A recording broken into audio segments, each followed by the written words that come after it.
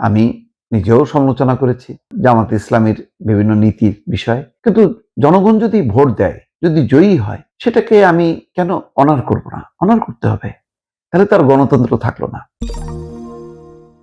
আজকে একটা খবর ভালো লেগেছে, সেটা হচ্ছে যে ডক্টর মোহাম্মদ ইউনূসের সঙ্গে প্রধানমন্ত্রীর প্রতিনিধি দলের সাক্ষাৎ। কেন সাক্ষাৎ করেছেন?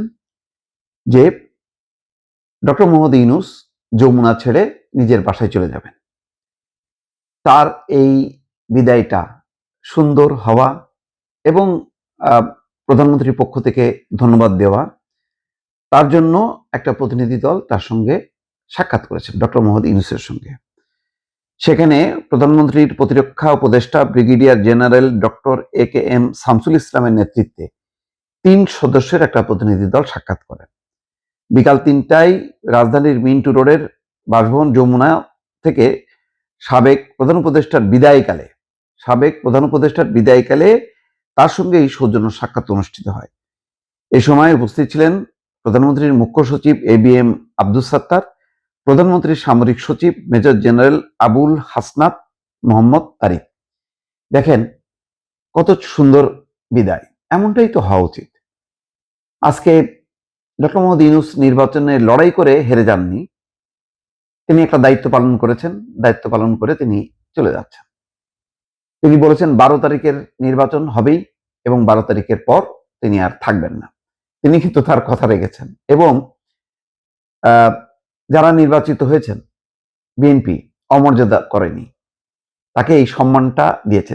তার আগে দেখেন গতকালকে আর একটা খবর, সেটা হচ্ছে যে ফাউজুল কবির খান, তিনি হচ্ছেন যোগাযোগ উপদেষ্টা ছিলেন, তার বাসায় মিন্টু রোডের বাসায়, সেটাও একটা বিদায়ী হয়তো আড্ডা বা নিজেদের মধ্যে আলোচনা, উপদেষ্টাদের একটা মিলন মেলা হয়েছে, সেখানে ডক্টর মোহাম্মদ ইউনূস ছিলেন, তারা একসঙ্গে ইফতার করেছেন। এটা শফিকুল আলম দেখিয়েছে। এই বিদায় পর্বগুলো কত সুন্দর।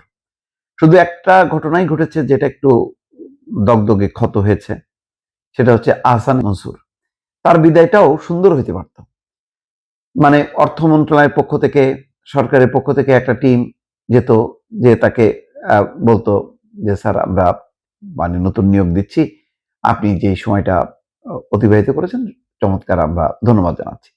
একটা ধন্যবাদ দিয়ে বাংলাদেশ ব্যাংকের পক্ষ থেকে একটা ছোট্ট একটা বিদায়ী অনুষ্ঠান দিয়ে চলে যেতে পারতেন, কিন্তু সেটা হয়নি। হয়তো হয়নি বলেই এবার যাতে অন্তত ডক্টর মোহাম্মদ ইউনূসের ক্ষেত্রে তেমনটা না হয়, সেটা তারেক রহমানের নজরে এসছে এবং সেই জন্য হয়তো তিনি করতে দেননি।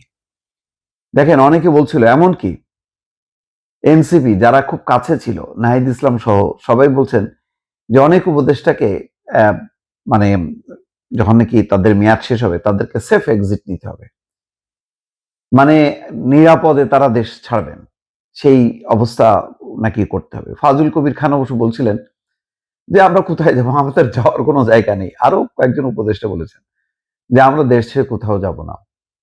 সত্যি তাই, উপদেষ্টারা প্রায় হয়তো সবাই একজন দুজন বাকি থাকতে পারেন, সবাই মানে কেউ মিন্টু রোডে, কেউ হেয়ার রোডে, মানে অর্থাৎ পুরো মন্ত্রী পাড়ায় যারা যারা ছিলেন তারা চলে যাবেন।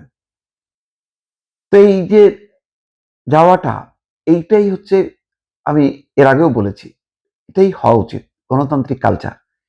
ধরেন না তারেক রহমান কি চিরকাল থাকবেন প্রধানমন্ত্রী?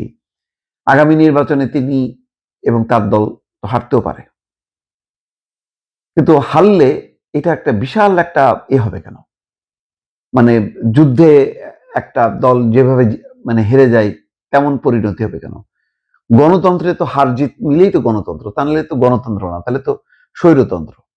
স্বৈরতন্ত্রে শুধু মানে জয় থাকে, পরাজয় যে সে নিশ্চিহ্ন হয়, কিন্তু গণতন্ত্রে যিনি জয়ী হন তিনিও সম্মানিত, যিনি পরাজিত হন তিনিও সম্মানিত। এবং এই কালচার কিন্তু তারেক রহমান কিন্তু দেখাচ্ছেন, কিন্তু তিনি নিজে বিজয়ী হবার পর সংসদের শপথ নেওয়ার আগেই ৩ জনের বাসায় গেছেন।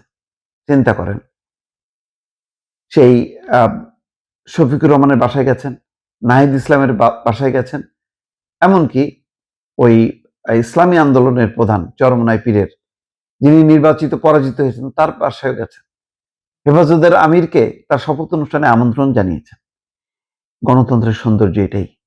দুঃখজনক, আমাদের প্রতিষ্ঠিত গণতান্ত্রিক দল বলে যারা দাবি করেন আওয়ামী লীগ, এই গণতন্ত্রের নিদর্শন দেখায় বিদায় নিতে পারেননি। কারণ শেখ হাসিনা এবং তার দল এমন একটা স্বৈরতন্ত্র প্রতিষ্ঠা করেছিল যে তাদেরকে অভ্যুত্থান, সামরিক কু ছাড়া বা রক্তপাত ছাড়া স্বাভাবিকভাবে তাদেরকে ক্ষমতাচ্যুত করা যেত না। যার কারণে একটা অস্বাভাবিক পরিস্থিতির মধ্য দিয়ে শেখ হাসিনাকে বিদায় নিতে হয়েছে। কিন্তু এখন যারা আছে তাদের মধ্যেও মতভেদ আছে, বিতর্ক আছে। আমি নিজেও সমালোচনা করেছি জামাত ইসলামের বিভিন্ন নীতির বিষয়ে। কিন্তু জনগণ যদি ভোট দেয়, যদি জয়ী হয়, সেটাকে আমি কেন অনার করব না? অনার করতে হবে। তাহলে তার গণতন্ত্র থাকলো না। যাই হোক, ডক্টর মোহাম্মদ ইউনূস বিদায়ের সময় তারেক রহমানের টিম এসে তাকে থ্যাঙ্কস জানিয়েছে, তাকে ধন্যবাদ জানিয়েছে। এটা আমার মনে হয় যে একটা গণতান্ত্রিক রীতি সংস্কৃতির একটা ভালো একটা উদাহরণ। দর্শক।